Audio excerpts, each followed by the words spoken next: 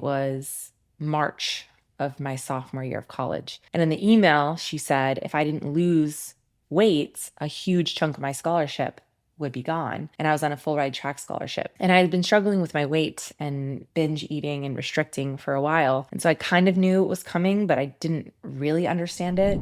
I remember my sophomore year of college, sitting on the floor of my dorm room, watching the microwave spin around some bland, low calorie meal, heating it up, while my roommates and teammates went down to the mess hall together and they would go eat dinner.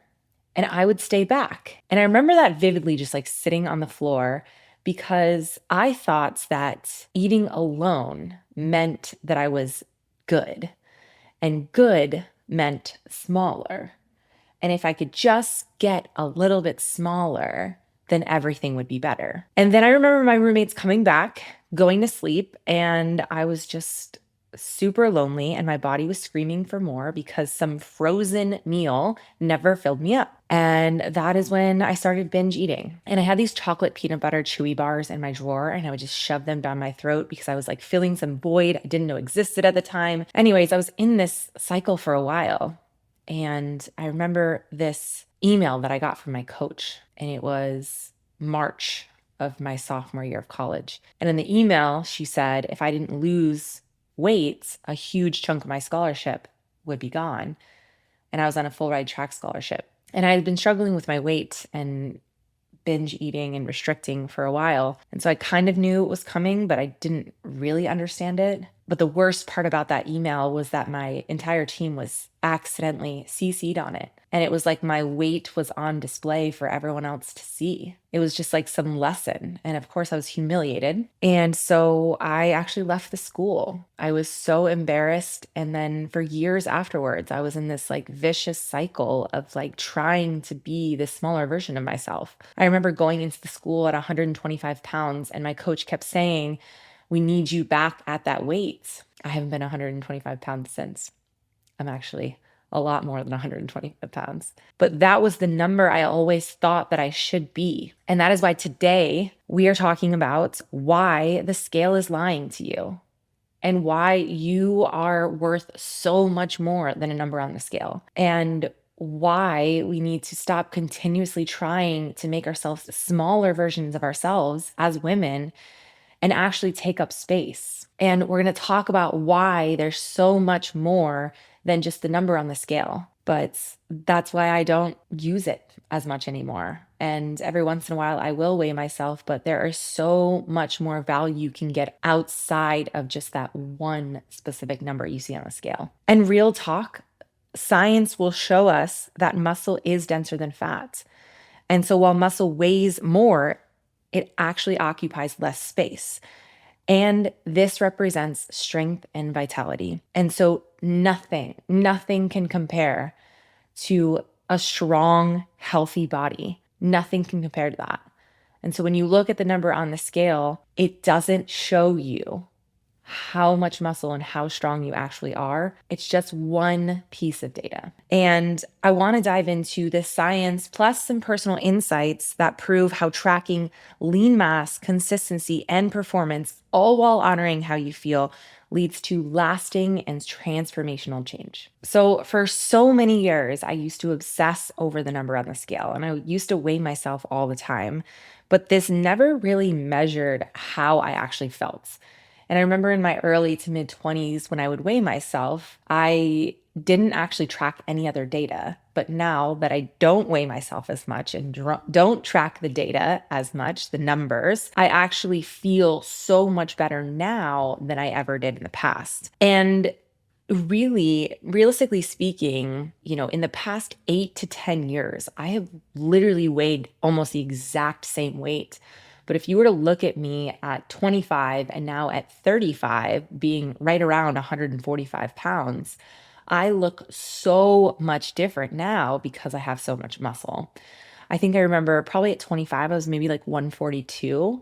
And today I'm like 146. And so that isn't a huge number on the scale that's changed, but I have now so much more muscle. And it's important to know that daily fluctuations and misinterpretations can happen all the time, especially if you're weighing yourself every day. If you would like to weigh yourself every day, every week, that is totally fine. But it is really, really important to note that it can vary from day to day just based on what you eat, how much you consume, your hormonal changes. I mean, honestly, have you ever weighed yourself before you go to the bathroom and then after you go to the bathroom? You should try that and report back to me. A higher number in the morning may just be more water retention, not a reflection of your true progress. So, if you are someone that would like to weigh yourself, just make sure it's at like the same time every week before you actually eat anything. Try and eat the same thing the night before.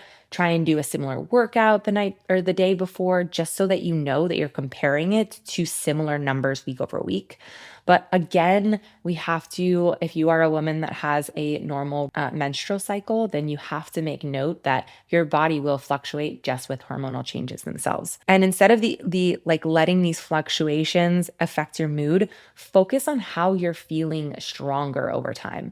So let's just say that you weigh yourself every Sunday and it's before you eat, and maybe your workout was similar on the Saturday before. How can you look at that number and see it as more just of a data point and less of like the overall picture? Because then what I would suggest is looking at, hey, did you feel stronger week over week?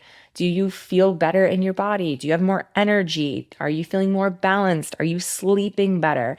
Because that internal sense of well-being is honestly priceless and is so much more valuable than the number on the scale. And truly, society bombards us with the myth that like a lower number on the scale means better health. And we all know that that is not the case. That is absolutely not the case.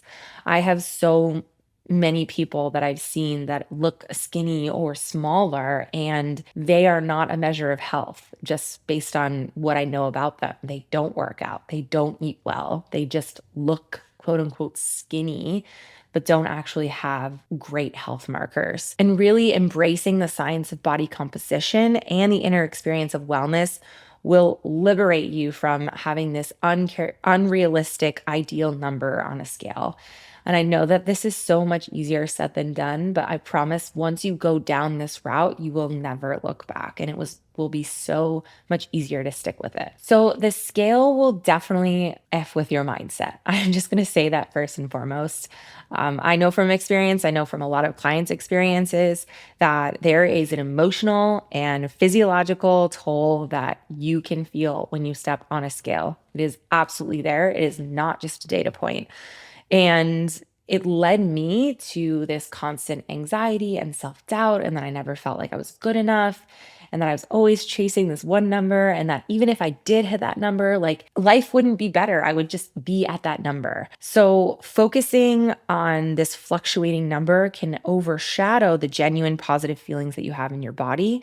And your inner experience is so much more reliable than this one number on the scale. The number on the scale will also get you stuck in comparison. Now, I talk about 125 all the time because I would say, okay, well, I just want to be at that number that I was when I was 18 years old, but now I'm a 35-year-old woman. Like, that doesn't make any sense. Those were totally different parts of my life, and I was a totally different human. And comparing your weights to when you were that young, or when you were pre-baby or pre-surgery or pre-anything, is so arbitrary and doesn't make any sense. I once believed that my worth was tied to a number on a scale. And I talk about 125 a lot, like as 125 is the magic number. And I totally ignored the confidence and inner strength that came with the progress in my training and well-being. I just wanted to be that number.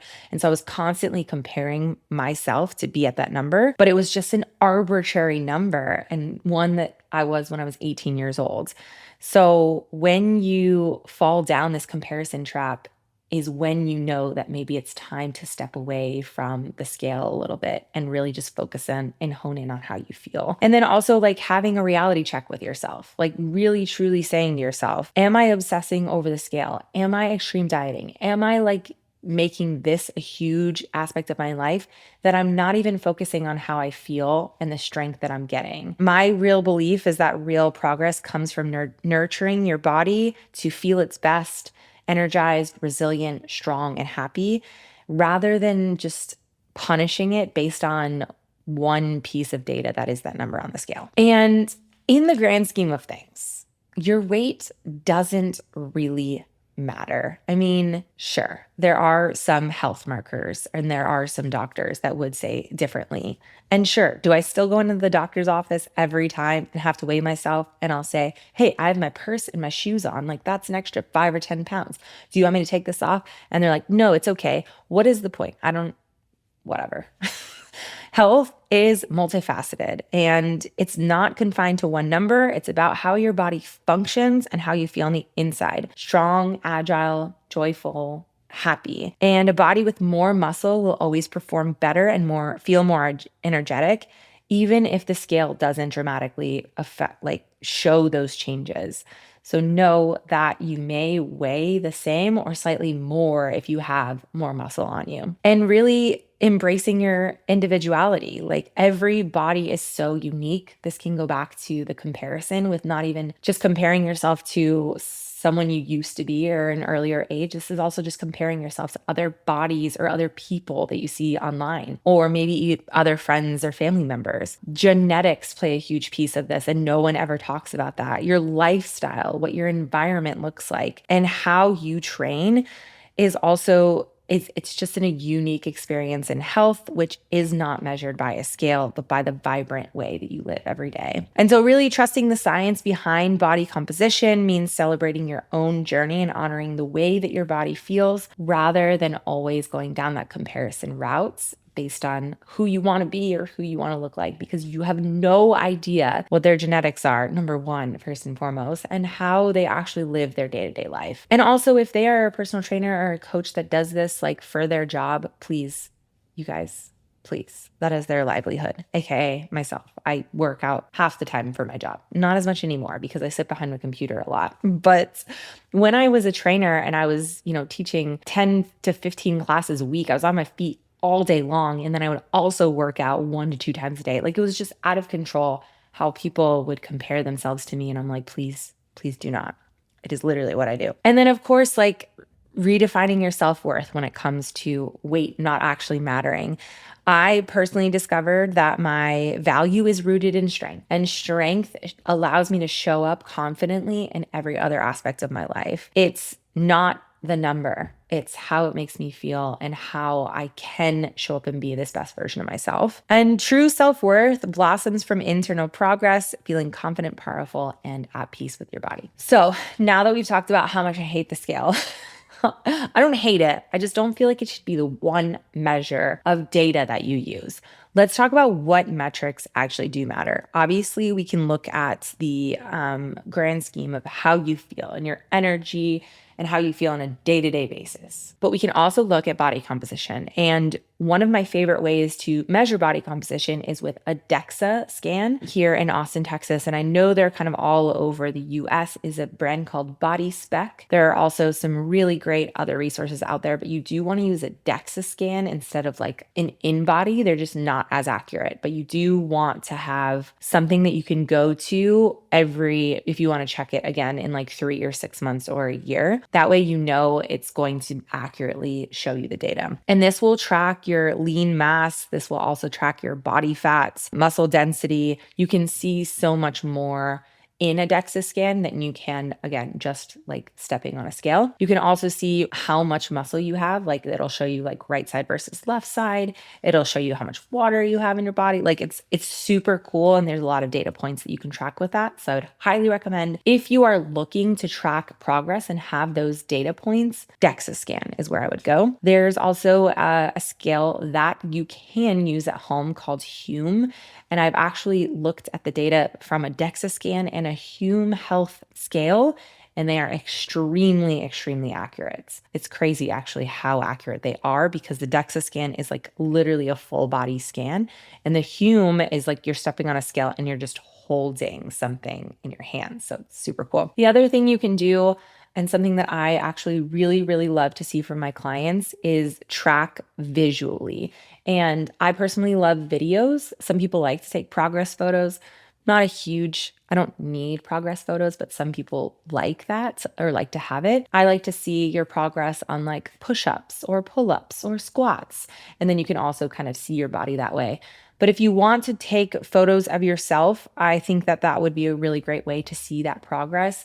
You do want to make sure that it's like at the same time of day, making sure that you have not a lot to eat beforehand. So it's like very specific. But then again, we have to look back at the menstrual cycle and our hormonal changes and how our body can shift over time. I do think it is very empowering for a woman to be able to see those changes in her body. So I think that would be a great opportunity for you to take those progress photos. It's just another representation of you seeing your progress rather than just you writing down, hey, I feel great today or not. You can also, what other metrics?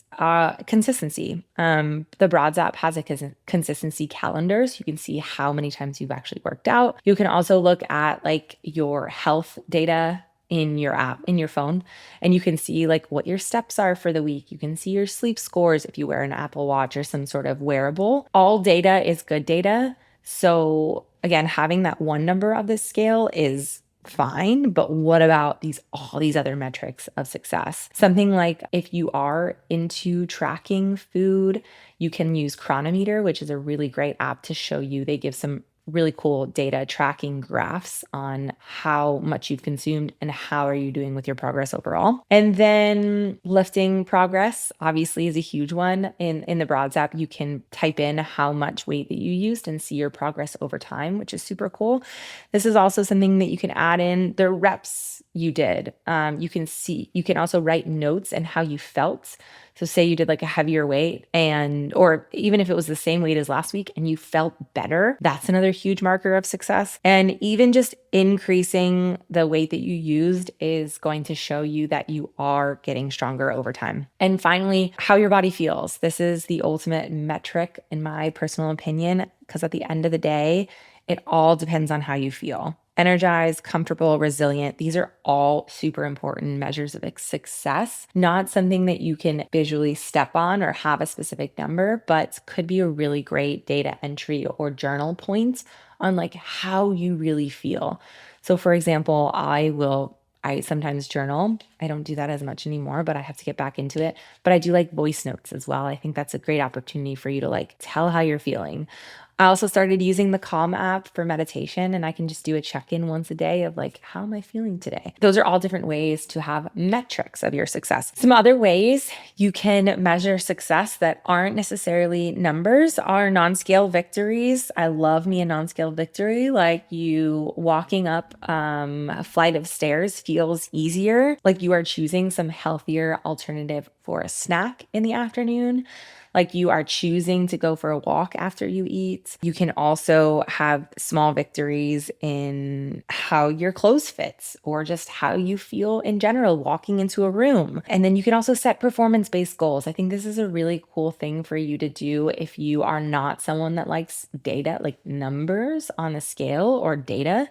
You can have some sort of performance-based goal. So maybe you want to run your first 5K. Maybe you want to hit 10 push-ups in a row. Maybe you want to squat your body weights. These are all performance goals that you can hit. And then again, doing regular self-check-ins, super important. If you have that time, maybe on Sunday or whatever that day is every week, to like check in with yourself. How's my sleep? How's my stress, steps, water intake, workouts? How am I feeling overall? What is my stress like? What do I need to lean into this week, and how can I make it better? Listening to your body during these check-ins provides insights that no scale ever could. So it keeps you connected to your true progress, because truly you know yourself better than anyone else, but you have to give yourself the time each week to actually do that. Like actually check in with your body to see how you're feeling every single week. This is going to be huge for you to understand it better. So my takeaway for you today is that the scale is narrow and it's an often misleading metric because it's only one number.